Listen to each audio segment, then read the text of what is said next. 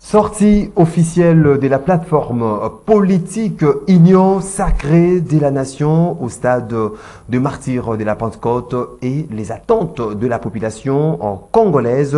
On en parle, mesdames, messieurs, fidèles téléspectateurs de Canal Congo Télévision. Bienvenue à votre émission Zoom. On a l'immense plaisir de recevoir ce soir monsieur Philippe Kazadi. Philippe Kazadi est secrétaire national chargé de communication de l'Alliance des démocrates pour le progrès, ADP, c'est parti politique, cher Christophe Lutundula. Philippe Kazadi, bonsoir et bienvenue. Bonsoir et merci pour l'honneur de m'inviter. Bien portant? Ouais, ça va, par la grâce de Dieu, nous nous portons bien. Avec Philippe Kazadi, nous aurons donc à scruter tous ces différents sujets d'actualité en République démocratique du Congo, qui reste beaucoup plus centré sur cette sortie officielle de la plateforme politique Union sacrée. Le week-end dernier, c'était au stade de martyrs de la Pentecôte. Aujourd'hui, on est lundi 1er mai 2023. C'est une journée consacrée aux travailleurs, une journée de travail aussi. On vous demandait de faire un état de lieu de travailleurs en République démocratique du Congo. Que diriez-vous, Philippe Kazadi? Faire un état des lieux, je vais d'abord dire que vous savez que le peuple congolais est un peuple travailleur.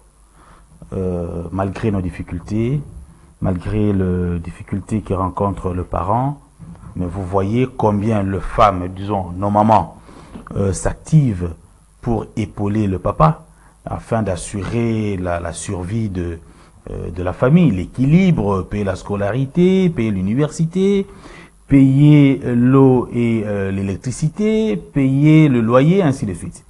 C'est pour dire que, de manière globale, le Congolais est un peuple travailleur et que il faut lui donner plus d'opportunités en termes d'investissement, plus d'opportunités en termes de moyens, pour qu'il puisse démontrer toutes ses capacités, puisse éclore toutes ses capacités, nous révéler tout ce dont il est capable. Je pense que d'aucuns ne peut dire aujourd'hui que le peuple congolais serait un peuple naïf ou quoi que ce soit. Non, notre peuple se bat, malgré les difficultés, il se bat pour s'assurer une vie meilleure. Et vous voyez à travers la ville combien les gens sont, malgré le problème, malgré les difficultés, j'insiste là-dessus, les gens sont toujours joyeux, les gens sont en train de se battre, sont combatifs. Ils ne sont pas frustrés à l'intérieur? Non, les gens ne sont... non, le Congolais n'est pas frustré à l'intérieur. C'est l'Européen qui est frustré à l'intérieur. Le visage de tous les Congolais que vous voyez sur les rues sont tout joyeux. Le Congolais fait l'effort de bien vivre dans son hospitalité et dans sa combativité. Voilà. Au-delà des difficultés. Au-delà des difficultés. Aujourd'hui, nous avons un problème d'emploi, notamment, parce que la journée est consacrée à ceux qui travaillent. Ça veut dire ceux qui ont un emploi régulier et rémunérateur. Les jeunes de notre pays souffrent du problème de chômage. Il est important qu'à une journée pareille, les autorités puissent se mettre et réfléchir mieux et davantage sur ce qu'il faut faire, quelle est la solution qu'il faut apporter à ces problèmes de chômage qui touchent les jeunes comme nous autres. Aujourd'hui, très important. Une journée de travail. Est-ce qu'il y a premièrement de l'emploi en République démocratique du Congo? Aujourd'hui, y a-t-il des travails décents? Est-ce que les personnes qui travaillent dans des différentes entreprises sont-ils considérés à ces jours dans notre pays? Comparativement à ce qui s'est fait ailleurs, on peut dire que nous sommes sur une ligne rouge. Ok? Et les gens vivent essentiellement de la débrouillardise. Les gens vivent essentiellement de ce qu'on appelle l'économie informelle. Mais il faut sortir de là. Il faut qu'on sorte de là pour que nous puissions donner les chances à notre jeunesse de pouvoir démontrer toute sa capacité. Parce que si la jeunesse n'a pas le moyen, n'a pas d'emploi décent, il ne faut pas lui demander plus que ce que nous voyons aujourd'hui. Et vous voyez que les jeunes sortent le matin, sans transport, ils se battent pour arriver en ville, et ils se battent pour arriver dans l'entreprise du travail comme journalier, pour avoir quoi manger. C'est-à-dire que la situation, elle est difficile, elle est insupportable, mais je convie les autorités à pouvoir redoubler d'efforts pour accélérer surtout le processus de mise en la retraite qui a été lancé, qu'on donne à nos papas qui sont encore à l'administration publique malgré leur âge avancé, et qui, ces papas, lorsqu'ils vont aller en retraite, ils vont laisser de l'espace pour les jeunes. Et donc, l'État doit prendre des mesures vraiment conséquentes pour que la jeunesse puisse sortir de l'oisiveté, puisse sortir du manque à faire, parce que ça nous conduit soit dans des pratiques qu'on a toujours décriées ici, les koulouna, je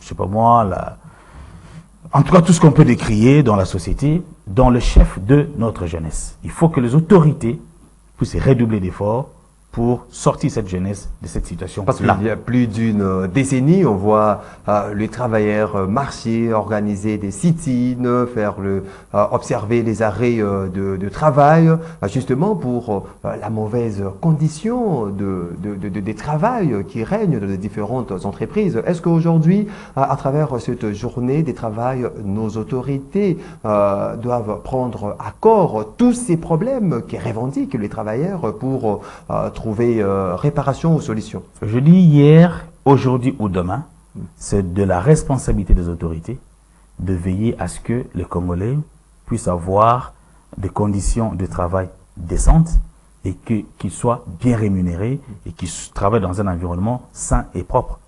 Ok? Parce que et pour espérer le meilleur de ces Congolais, l'État peut gagner beaucoup si les Congolais travaillent.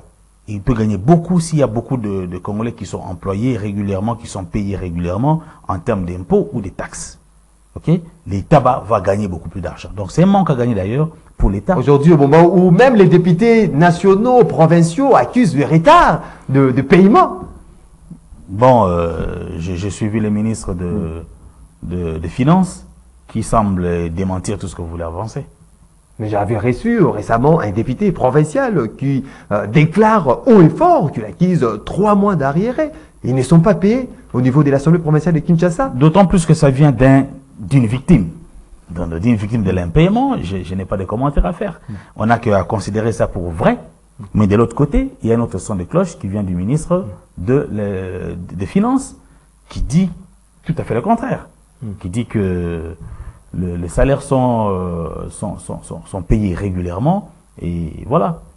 Parlons à présent de la sortie officielle, c'est ce que attend même l'ensemble de la population, sortie officielle de cette plateforme politique Union sacrée de la nation. L'événement a eu lieu le week-end au stade de martyrs de la Pentecôte, plein comme un œuf. Il y a eu le message ou les discours de différents présidents qui constituent le présidium de cette plateforme. Jean-Pierre Bemba, Vital Kamerhe, Sama Lukonde et les 2 présidents du Parlement. Et il faut parler aussi du secrétaire général de l'IDPS. Je vais essayer de prendre en esquisse le différent discours de ces quelques leaders. Vital Kamerhe dit « Nous avons créé l'Union sacrée pour mieux diriger et préparer les prochaines élections. » Chio Kitundu, l'ancien sociétaire du FCC, lui déclare « On a besoin d'une personne déterminée, d'un souverainiste qui peut nous permettre de recouvrer l'intégrité de notre territoire. » Bitakwira, l'homme de la grand-mère, c'est que les FCC où le président Joseph Kabila n'a pas pu faire, nous espérons qu'à travers l'Union sacrée, on peut rectifier les tirs. Jean-Pierre Bemba lui déclare et insiste sur l'unité des Congolais pour faire face à l'ennemi commun. L'unité, l'intégrité du territoire national et l'intangibilité des frontières sont 3 éléments non négociables. Là, déclare Jean-Pierre Bemba à Philippe Kazadi. Lorsque vous voyez l'événement, l'activité de la plateforme dont vous faites partie, l'ADP de Christophe Lutondola, pouvez-vous déclarer que c'était une réussite totale? Ok, merci beaucoup. Lorsqu'il y a une telle activité, je pense que la lecture peut être faite à 2 niveaux. Il y a le niveau de la mobilisation de la population qui doit venir au stade ou au lieu de l'événement. Et il y a le niveau de l'organisation elle-même de la part des responsables Oui. qui doivent avoir un message à passer à la population. Parce que on n'invite pas la population pour rien. On invite la population pour jubiler, mais à l'occasion de cette fête, passer un message. Aujourd'hui, nous qui soutenons la candidature du chef de l'État, nous devrions profiter de ces tribunes pour vendre davantage notre candidat et que le peuple qui va sortir, qui sortirait du stade de martyr, puisse avoir quelque chose en tête sur Félix Tshisekedi. Mais vous allez constater que la mobilisation, elle a été forte. Elle était très forte et je peux me dire que jamais comme auparavant. Le stade de martyr a refoulé du monde.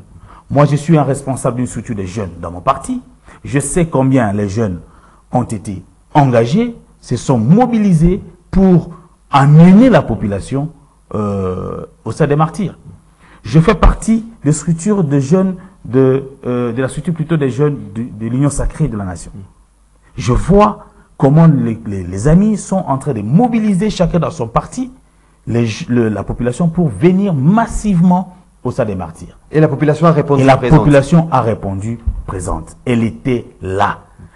La signification, c'est qu'il y a une adhésion de la population en la personne de Félix Tshisekedi. Parce que c'est à son nom que nous étions au stade des martyrs. La population est venue. Il y en a qui sont arrivés là-bas à 6 heures. Il y en a qui sont arrivés là-bas à 7 heures.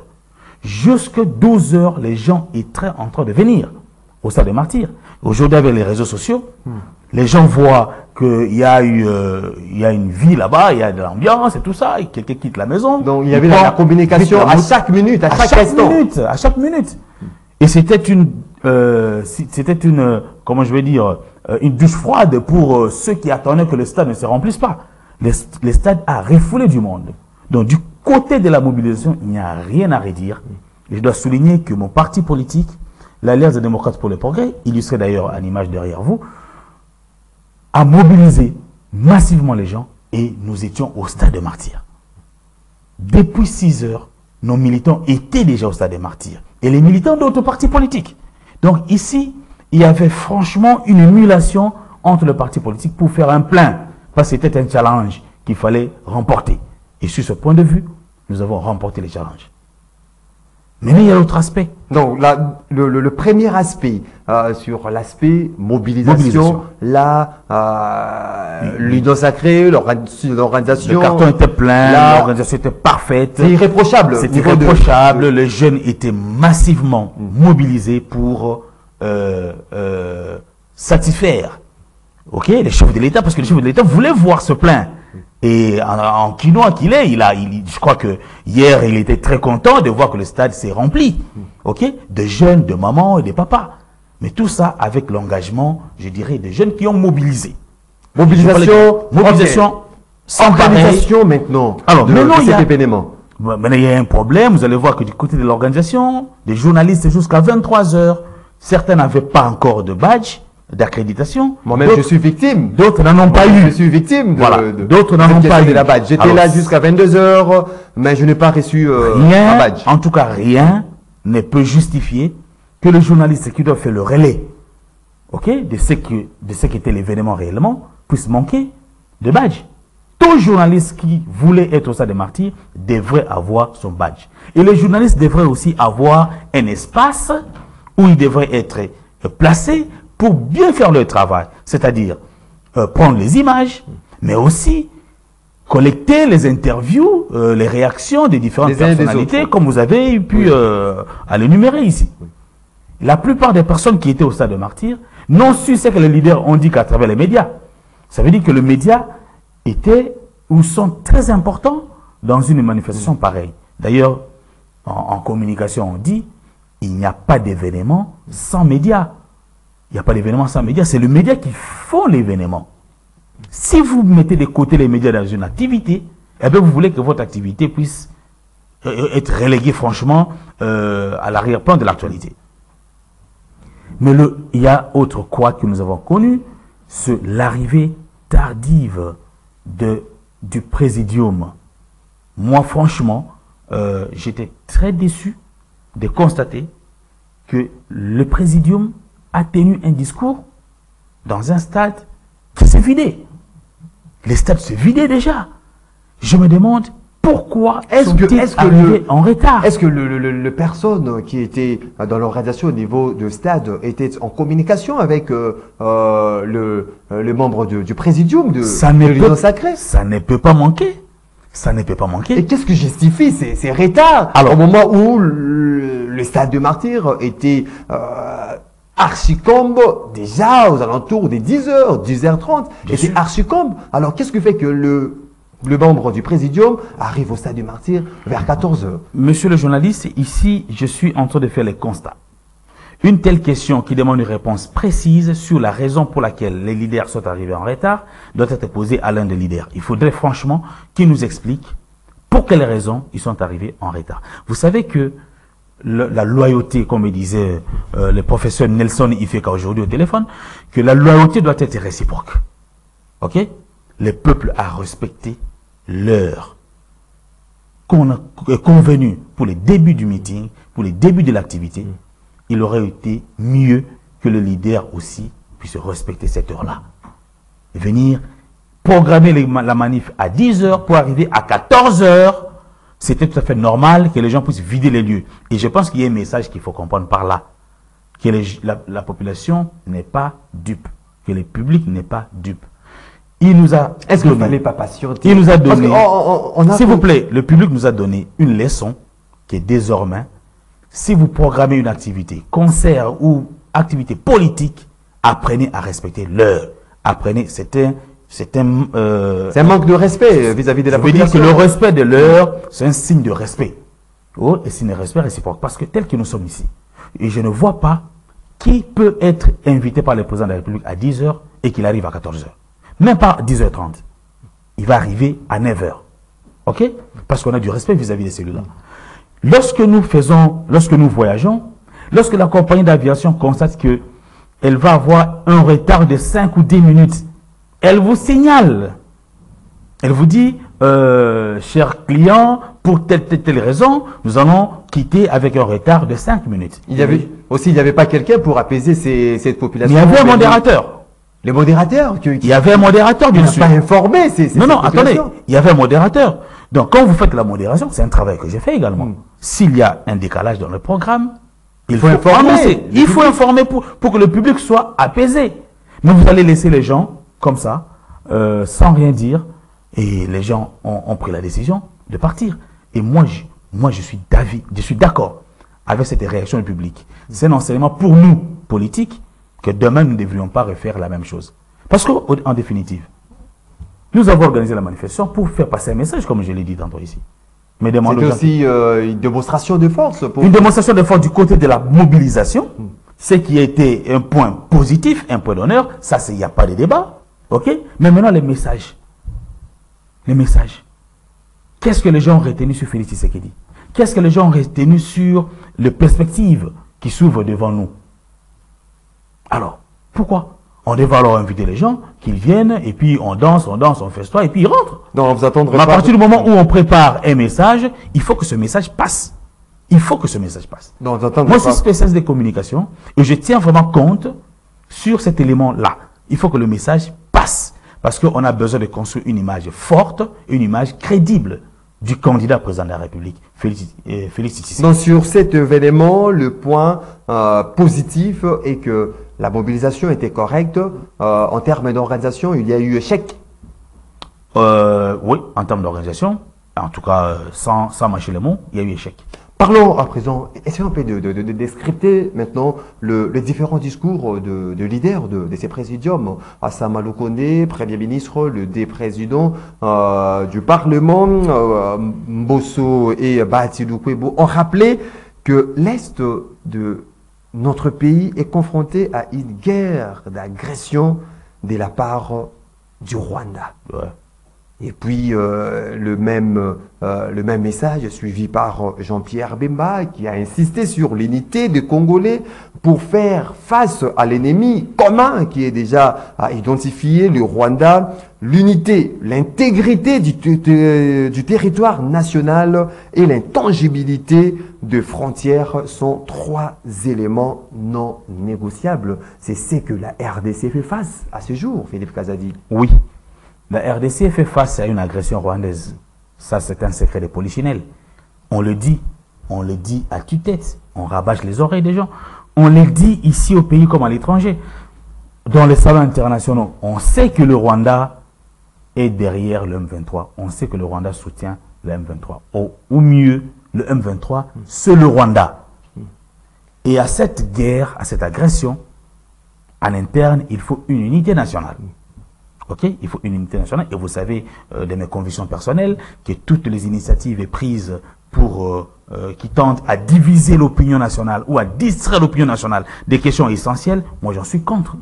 Et vous savez quel est mon point de vue là-dessus. Donc, il faut qu'il y ait unité nationale.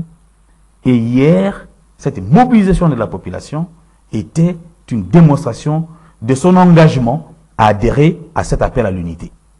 Et j'aurais voulu que le peuple soit là, au stade, jusqu'au moment où un tel message est en train d'être passé, pour qu'il puisse sortir avec ces messages en tête. Et nous avons besoin de l'unité nationale. Et nous allons dire donc non à toute tendance à la division, à toute tendance à la balkanisation de notre pays. Ces plans de balkanisation, Paul Kagame vient de les dire à des termes à peine voilés. Ok, que la RDC aurait amputé une partie du Rwanda. C'est pour dire quoi? C'est pour dire qu'il nous fait la guerre pour récupérer les terres rwandaises. Mais nous disons que s'il y a un problème de traçage de frontières, Kagame n'a qu'à les poser à celui qui a tracé les frontières. C'est pas nous. C'est les Belges, ou bien disons mieux, largement la communauté internationale. C'est que Bemba dit, ils sont des éléments non négociables. Qui avaient tracé les frontières, et pour nous aujourd'hui, ce sont des questions non négociables. On ne négocie pas l'intangibilité de nos frontières, on ne négocie pas l'unité nationale, on ne négocie pas la souveraineté de notre pays. Est-ce que ça doit se limiter dans des discours? Non, mais bien au contraire. Terrain? Non, c'est pas seulement dans les discours, parce que mais déjà, sur terrain, on vit autre chose. C'est depuis plusieurs mois ou même des années que le président de la République. Le Rwanda qui travaille à travers le M23, qui la population, lorsqu'il y a eu cette communication du gouvernement de ces retraits progressifs du M23, on a poussé un offre de soulagement de voir la paix être restaurée à Bunagana, à Kiwanja, à Massissi et autres, mais chose qui n'est pas le cas à ces jours, au-delà de tous ces discours des politiques et du gouvernement. Mais je crois avoir déjà dit ici dans une des émissions que la question de la paix à l'Est va prendre du temps nécessaire. Pourquoi? Parce que nous avons un voisin belliqueux qui est en train de travailler avec le soutien de certaines multinationales et qui ne sont pas de moindres, qui mettent tout le paquet qu'il faut pour déstabiliser la RDC. Et il y a de l'autre côté le gouvernement congolais qui fait un effort avec le moyen entre ses mains pour contrer ces plans. Ça signifie que l'instauration de la paix à l'est de la RDC ne dépend pas seulement de la volonté du gouvernement. Si ça ne dépendait que de la volonté de notre gouvernement, en tout cas, aujourd'hui, toute la RDC, dans ces 2 345 000 km² serait en paix. Mais ça ne dépend pas que de nous. Parce que de l'autre côté, il y a ceux qui nous font la guerre. Mais nous, comme politiques, nous avons besoin de mobiliser l'énergie interne. Et à travers une manif comme celle de ce week-end, c'était nécessaire que la population qui est venue puisse sortir avec ce message. Et que c'est depuis longtemps que la population, disons le président de la République, parle de l'agression rwandaise en RDC, contre la RDC. Et le peuple a manifesté son adhésion à cet appel du chef de l'État. Donc, ça veut dire que l'unité nationale aujourd'hui est démise, l'unité nationale est là, Et s'il n'y avait pas d'unité nationale, l'Est de la RDC serait déjà parti. On doit Voilà. toujours rester sur cet élan de la diplomatie, des différentes résolutions, Nairobi, Kenya, Nations Unies, EAC. On doit rester dans cette optique pour espérer à une paix durable à l'Est, ou bien il faudra multiplier nous avons le gouvernement avait dit que la résolution de la crise à l'Est est à la fois militaire et diplomatique. Mais le gouvernement a fait le choix de l'option diplomatique à l'avant. Pourquoi? Parce que c'était une option moins coûteuse en termes de vies humaines. Ok? Si on fait la guerre sera faite en territoire congolais. Ceux qui vont mourir, ce sont des Congolais. Les dégâts qu'on va enregistrer sera du côté congolais et non du côté de l'agresseur. Ok?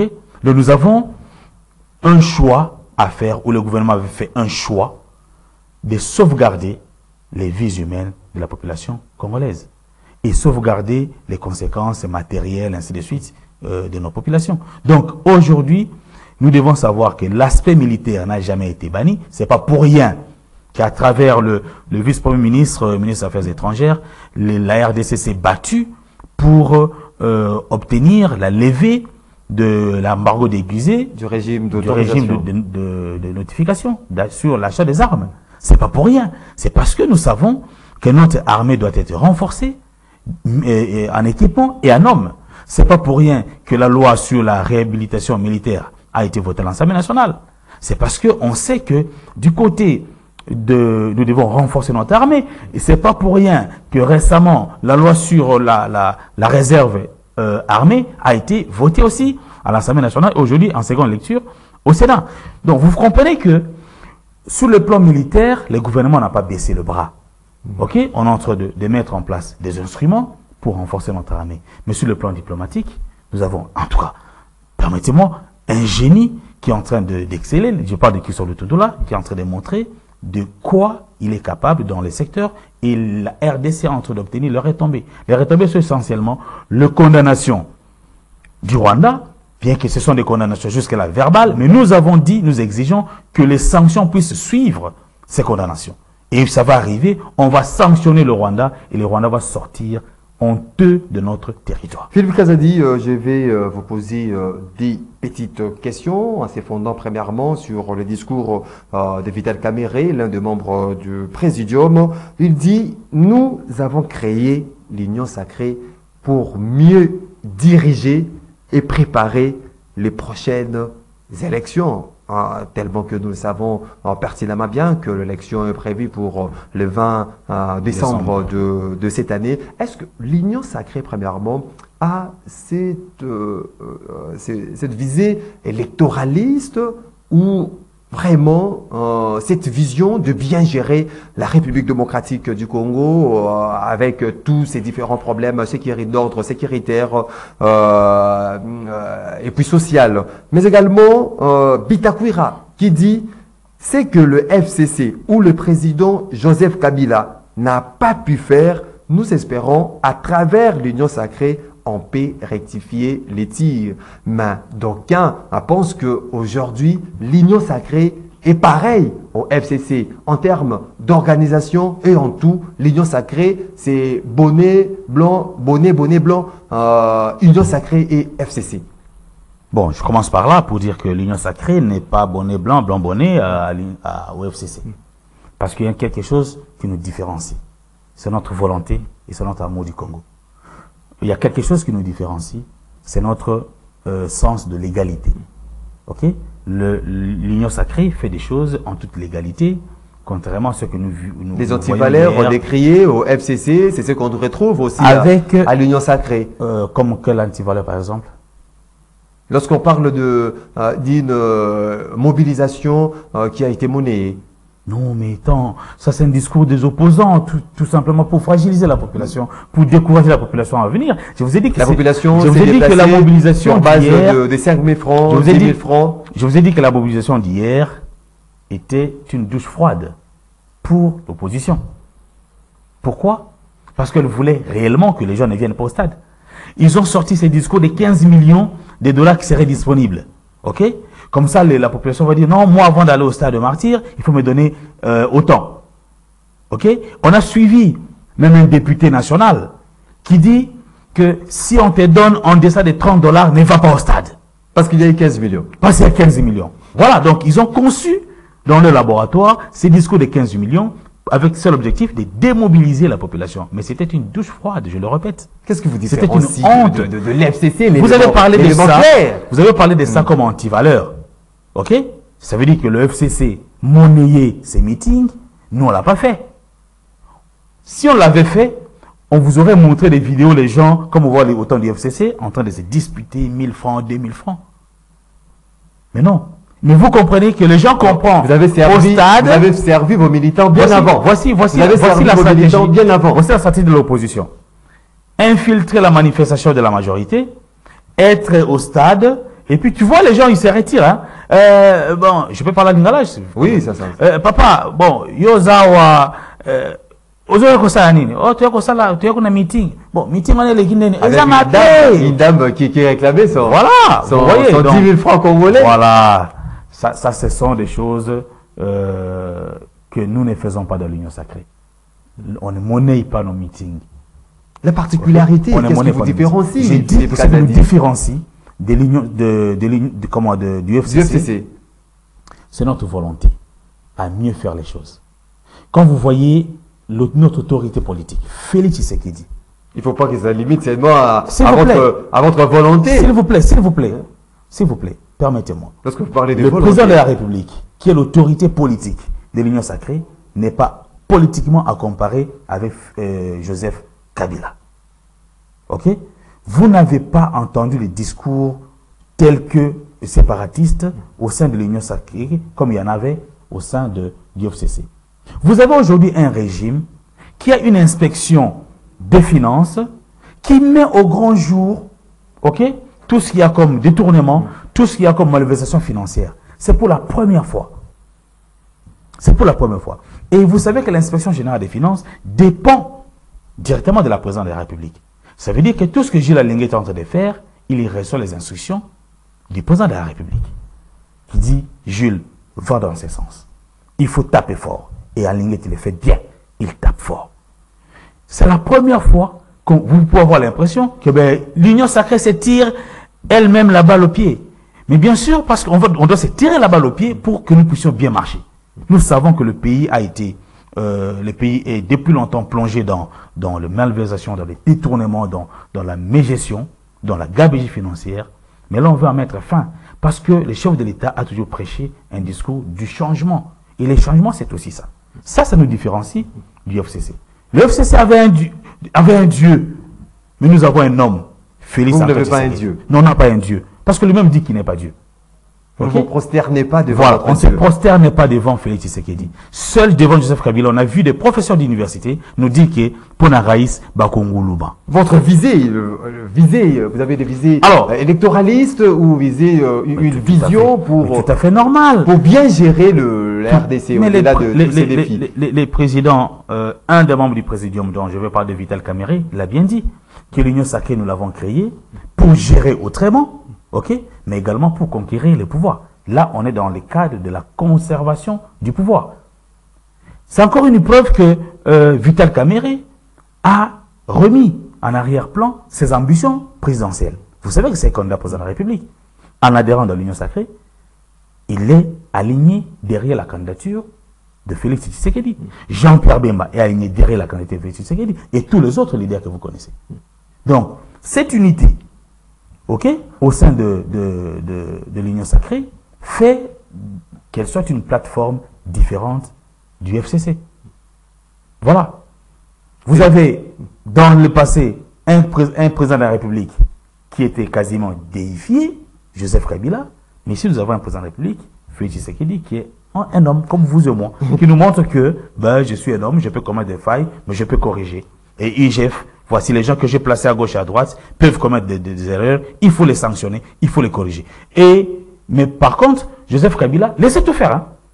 Laissez tout faire. Parce que lui, il savait que, laissez ces gens-là prendre le pouvoir, ils ont l'argent, ils vont pas poursuivre, ils vont pas chercher à s'accaparer de mon poste. C'est comme ça qu'on a assisté à des livres comme Entre l'inanition de la nation. Kabila Totonioté, Kabila Désir. Philippe Kazadi, on est arrivé à la fin de cette émission. Qu'est-ce que la population doit attendre de cette méga plateforme politique Union sacrée de la nation? Ça sera votre mot de la fin.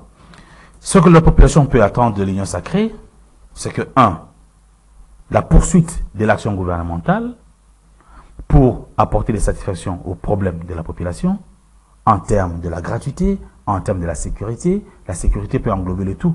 La sécurité n'est pas que physique en termes de coups de canon qu'on sent à l'Est, mais la sécurité, elle est aussi alimentaire, elle est psychologique, elle est dans tous les sens. Okay? Donc notre gouvernement est là pour assurer cette sécurité dans tous les sens au peuple congolais. Nous devons poursuivre. Mais l'Union sacrée est là aussi pour conserver le pouvoir avec Félix Tshisekedi à la tête du pays. Nous avons besoin de conserver ce pouvoir pour que ce qu'il a, j'ai aimé l'intervention de Cheikh Kitundu que j'ai suivi sur un média en ligne qui dit que un mandat pour un candidat président de la République dans un pays continental comme la RDC, c'est insuffisant. Et lui a joint ou s'est joint à Félix Tshisekedi pour que ce dernier puisse avoir un second mandat. Au fait, tout ce que je vais demander à tous les prétendants à l'élection présidentielle de se préparer. Et mieux que disons l'Union sacrée. Parce que s'ils ne le font pas, ils n'auront que les yeux pour pleurer. Merci. Philippe Kazadi, secrétaire national chargé de la communication au sein de l'Alliance de démocrates pour les progrès ADP, ce parti, cher à Christophe Lutondola, je vous dis merci d'être disposé. C'est moi qui vous remercie pour l'honneur.